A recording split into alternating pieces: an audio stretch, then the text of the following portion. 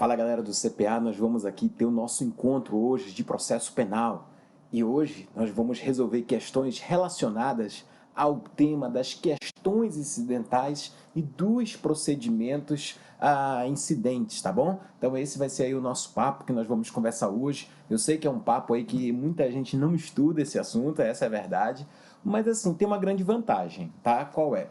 É a mera leitura dos artigos, não há a divagação na doutrina, na jurisprudência, não, tá? Tem um artigo novo do projeto anticrime que você deve dar uma olhada, que é o 133, já vou logo cantando a pedra. Quando chegar lá em direito penal, nos efeitos da condenação, eu também posso falar um pouquinho com vocês, até fazer um vídeo pequeno explicando sobre essa questão do efeito da condenação nos bens, nos produtos do crime, enfim.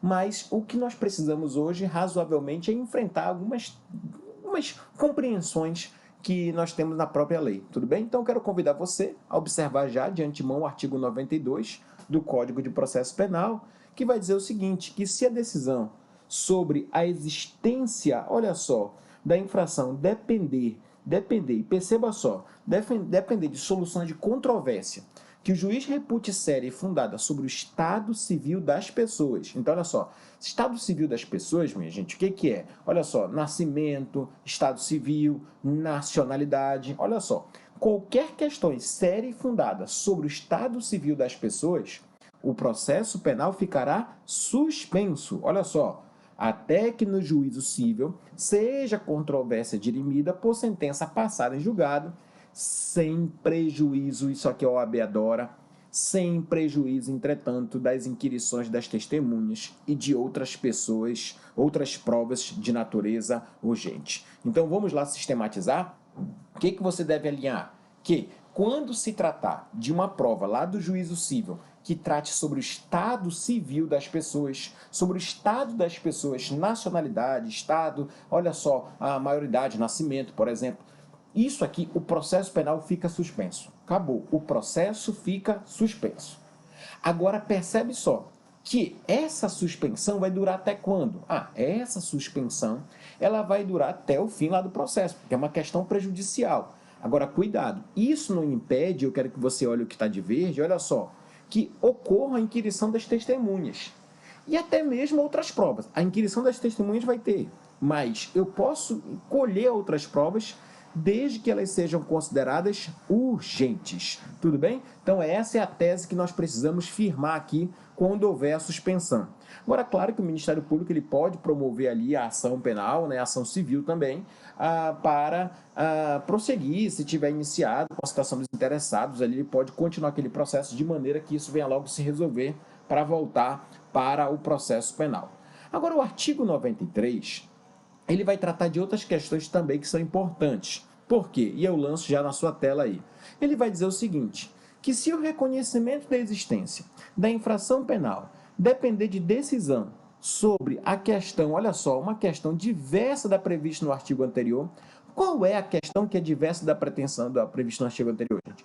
Qualquer questão do cível que não tenha relação com o estado da pessoa. Então, qualquer outra natureza civil que não tenha relação com o estado da pessoa, olha só, neste caso, houver sido já proposta uma ação, o juiz agora ele não vai ficar obrigado, mas ele pode suspender o processo penal, é uma questão prejudicial, mas facultativa, desde que essa questão seja de difícil solução e não verse sobre direito cuja prova a lei civil limite. Ele vai suspender o processo, ele pode suspender, mas ele tem que fazer a inquirição das testemunhas e realizar as outras provas urgentes. Então vamos aqui sistematizar na nossa mente o que nós precisamos guardar sobre as questões prejudiciais. Olha só, se for estado da pessoa, o processo fica suspenso. Até quando? Até quando isso se resolver. Se for uma prova que depende do cível, não esteja limitado lá, mas essa questão não for de estado da pessoa, o juiz pode suspender. Mas em ambos os casos, vão acontecer duas coisas. Primeiro, a inquirição das testemunhas e também a colheita das provas consideradas urgentes. Então essa é a grande diferença do 92 para o 93. Vamos só continuar. O juiz vai marcar o prazo da suspensão, lá ele tinha que aguardar. poderá ser razoavelmente prorrogado se o demora não for imputável à parte. Expirado o prazo, sem que, olha só, expirado o prazo sem que a parte ali, né, olha só, sem que ocorra, sem que não esteja esclarecida tudo isso, o processo vai continuar, né? Vai fazer seguir o processo, retornando a competência para resolver o fato de direito da matéria da acusação de defesa. Então, olha só, suspende, juiz marca prazo, se esse prazo não deu conta, pode prorrogar, mas desde que a parte não tenha dado causa. Teve esse prazo, o juiz ali vai proferir a decisão, né? Mas se não proferiu, o criminal vai prosseguir o processo tranquilamente, vai embora. Agora, esse parágrafo 2º, também ele já caiu em várias provas de concursos. Do despacho que denega a suspensão, não cabe recurso. Você não tem como fazer um recurso para parar o processo, tá? Então, olha só, sem um fundamento. Então, olha só, essa questão prejudicial, ela é facultativa. E se o juiz não quiser suspender, ele entender que ela não é tão relevante para a causa, o processo continua sem qualquer recurso. Lembrando que, né, o processo, né, a suspensão desse processo, tratando-se de crime de ação pública, o Ministério Público deve intervir lá na causa civil para, por fim, o mesmo raciocínio lá do 92, rapidamente tentar resolver a questão do litígio. Tudo bem, gente? Agora, essa suspensão, tá, gente? Ela pode ser decidida tanto pelo juiz de ofício quanto pelo requerimento das partes. Lembrando que se o juiz denegar, não caberá nenhum tipo de recurso, tudo bem? Grava no 92 quando fica suspenso obrigatório, no 93 é facultativo. Por quanto tempo fica suspenso no 92?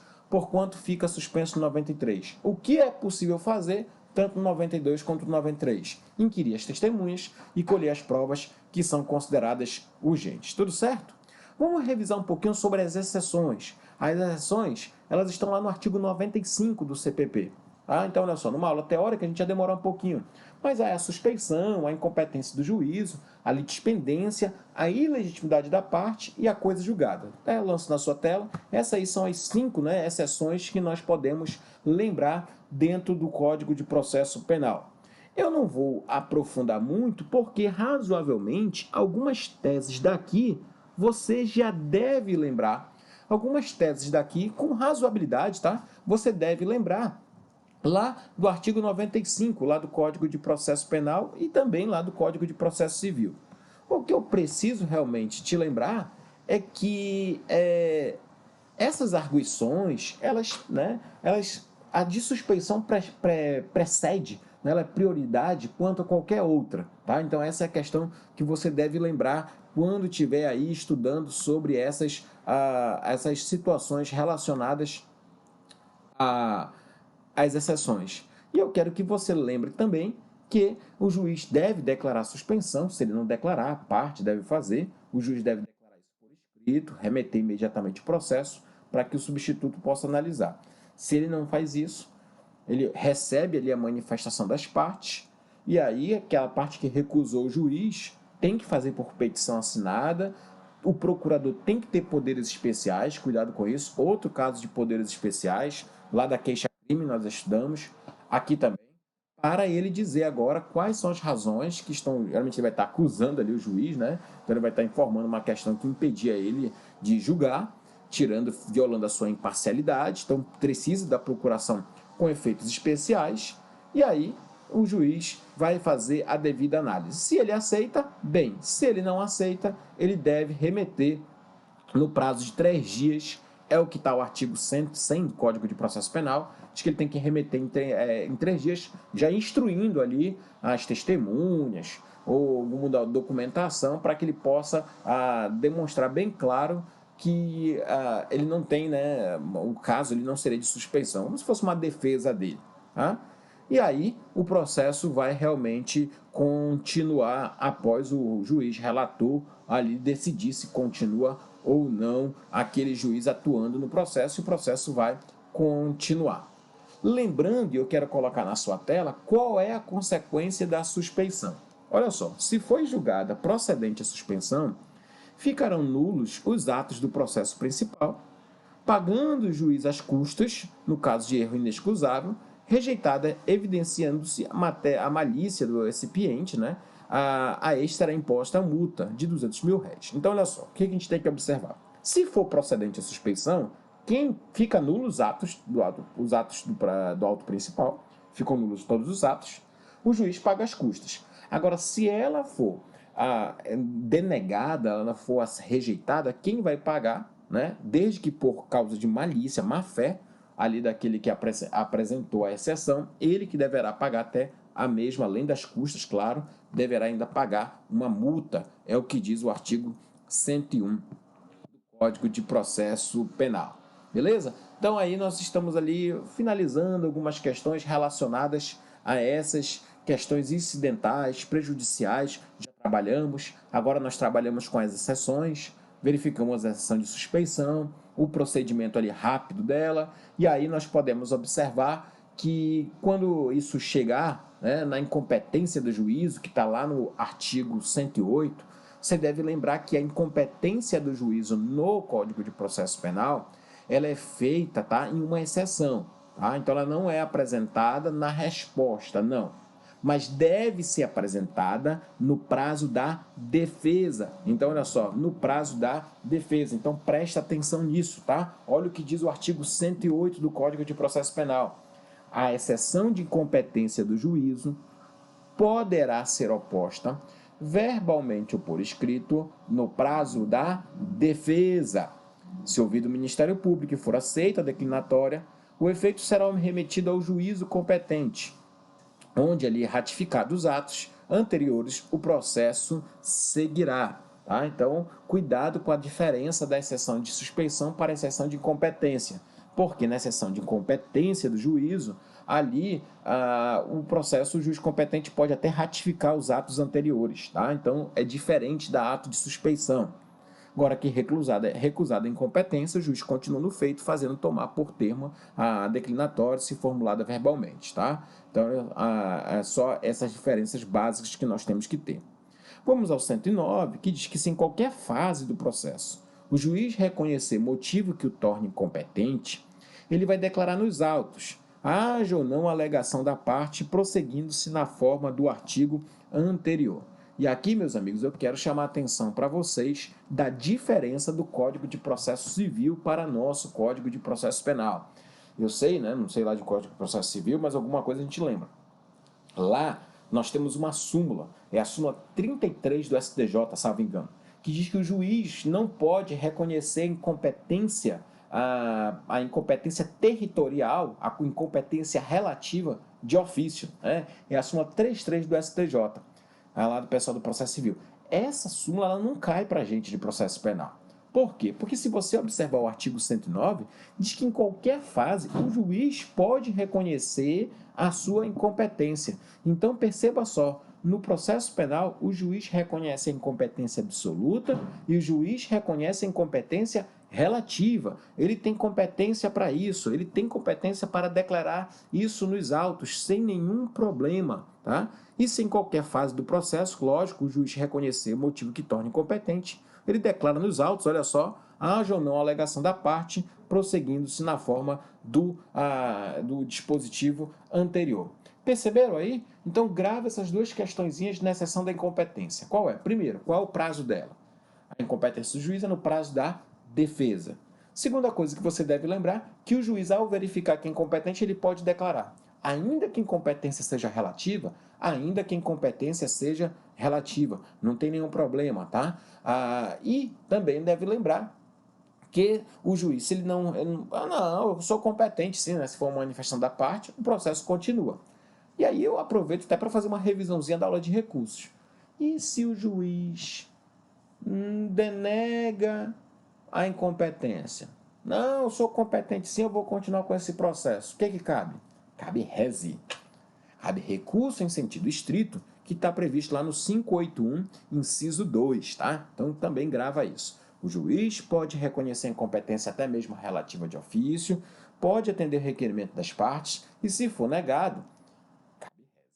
Então, olha aí, nós estamos revisando várias questões interessantes. O 110, ele vai falar um pouquinho das exceções de litispendência, da exceção de coisa julgada e da legitimidade da parte. Aqui no 110, ele só vai lembrar que você deve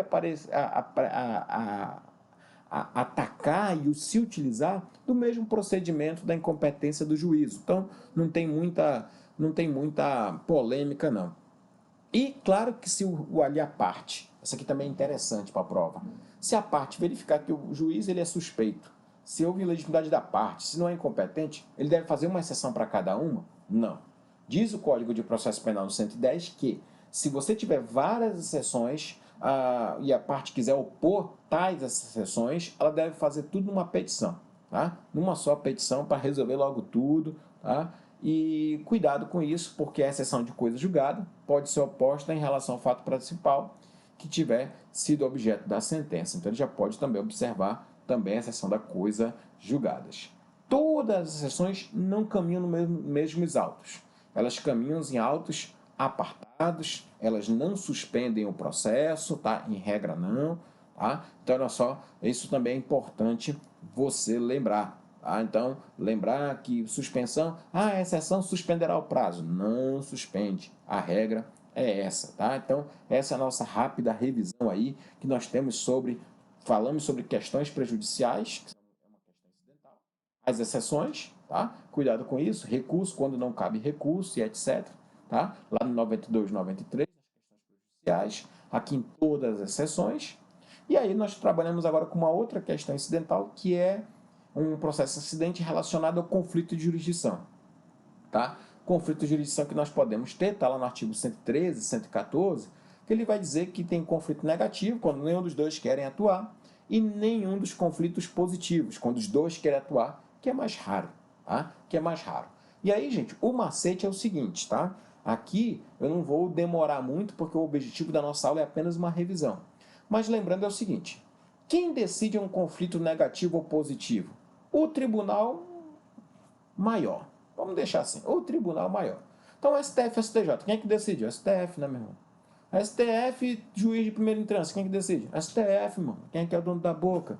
Exemplo claro aqui, processo Lava Jato, Curitiba, STF. O que aconteceu lá? O juiz da primeira instância, lá de Curitiba, ele queria decidir e remetia ou não para o STF aquilo que ele entendia que não era da competência dele. Não, não cabe. Cabe a ele encaminhar os autos para o STF e o STF, verificando ali se tem alguém com prerrogativa de foro no STF, se fica com processo e como é feita a separação. Quem decide é o tribunal de cima. Hoje são 26 de junho de 2020, tá? Estou gravando essa aula uma quinta-feira. Ontem mesmo saiu no jornal que um juiz do Rio de Janeiro, tá, que teve uma decisão aí famosa, né, contra um senador da República. O que acontece? Diz que está em sigilo, mas que ele remeteu os autos para o STF. Provavelmente, tá, o que nós podemos identificar? Que esse processo aqui pode estar envolvendo, né, na verdade já é um processo, um inquérito, né, então olha só, esse processo aqui pode estar envolvendo um senador da República. E se esse senador, o STF teria que cabe a ele julgar o caso, o STF que vai decidir, porque é um conflito ali, que a gente não sabe se é negativo ou positivo. Ele pode dizer, não desce, separa os autos. Quem vai decidir? Isso, o STF. Tudo bem?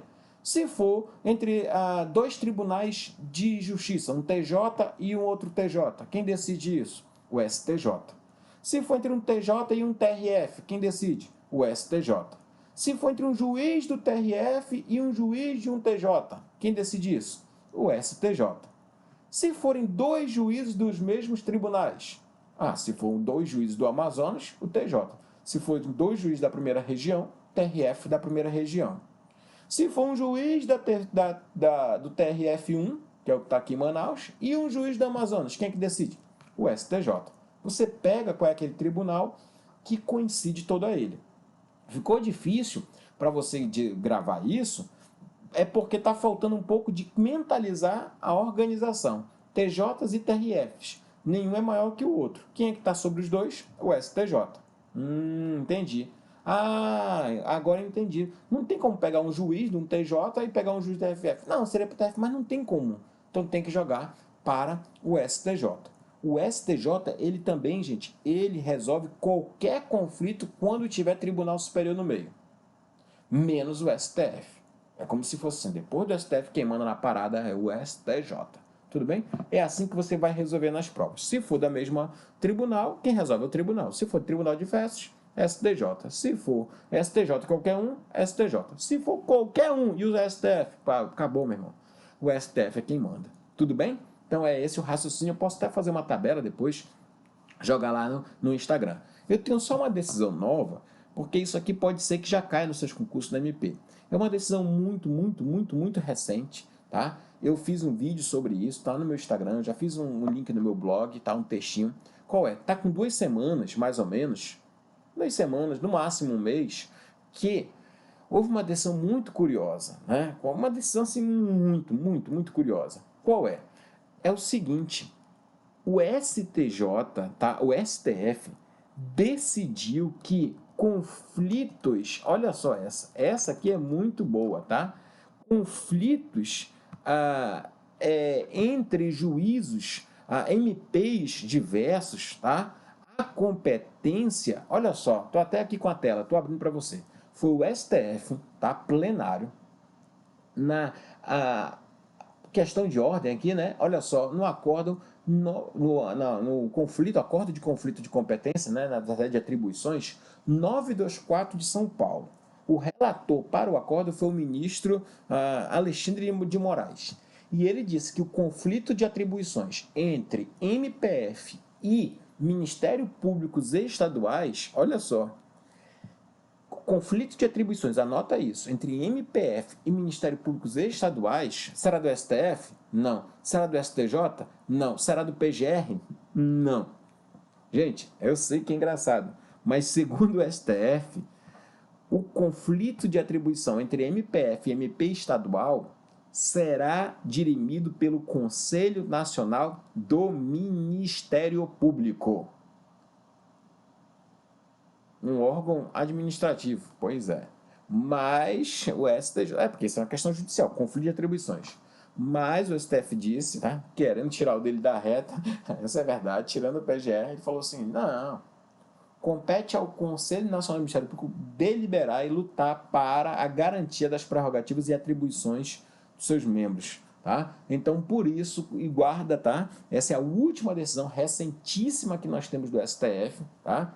O acordo de conflito, tá? De atribuições 924 de São Paulo. Olha a decisão, foi dia 5 de junho de 2020. 5 de junho de 2020. Compete ao CNMP dirimir conflitos de atribuições entre membros da MPF e do Ministério Público Estadual. Isso eu já comentei, tá no meu blog, tá no Instagram, tá tudo certinho lá, para você depois dar aquela conferida e ficar totalmente atualizado, tudo bem? Então essas são as novidades que nós temos a respeito de uma questão também incidental. Pode ser que vocês tenham que atuar num processo em que não era aquele Ministério Público que era para estar atuando.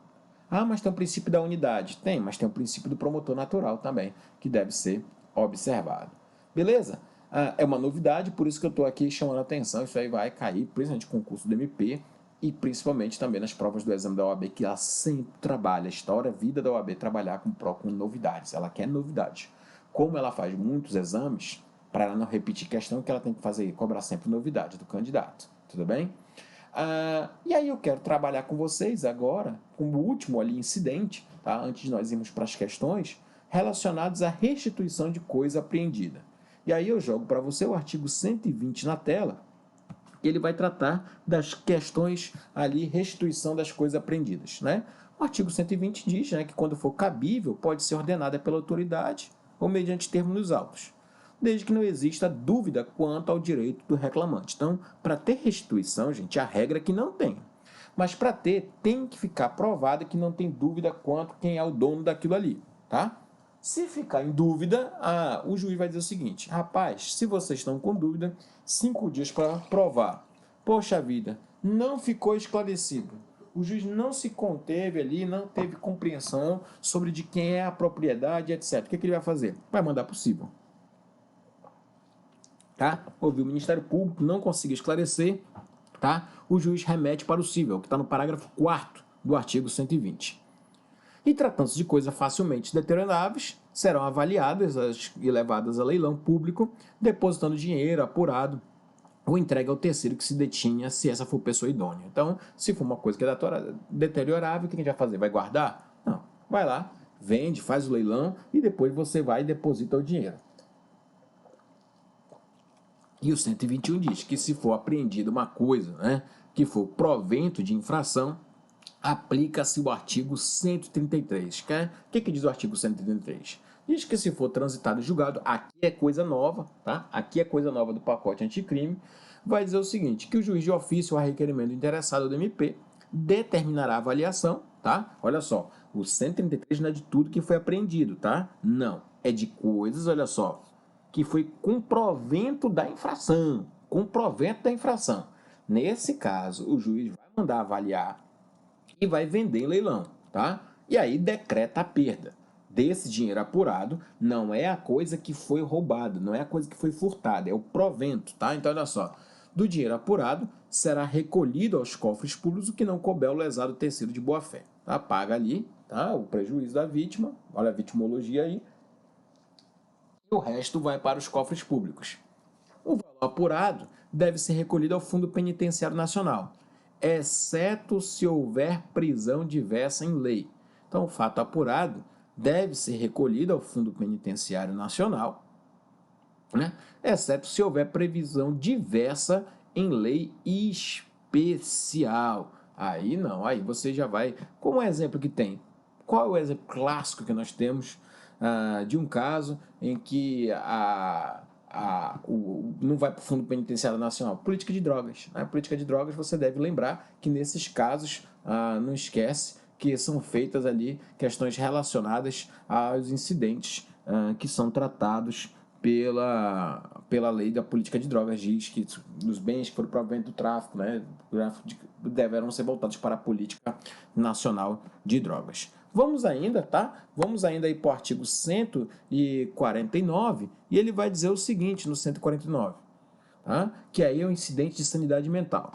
Quando houver, tá? Quando houver dúvida sobre a integridade mental do acusado, o juiz ordenará, olha só, o juiz ordenará de ofício ou a requerimento do Ministério Público, do defensor, do curador, do ascendente, do descendente e do irmão, olha só, do cônjuge, que seja submetido ao exame médico legal, tá? Então, olha só, o juiz agora vai proceder ao incidente de sanidade mental. Isso é bom vocês saberem, tá? O exame poderá ser ordenado ainda na fase do inquérito, mediante representação da autoridade policial.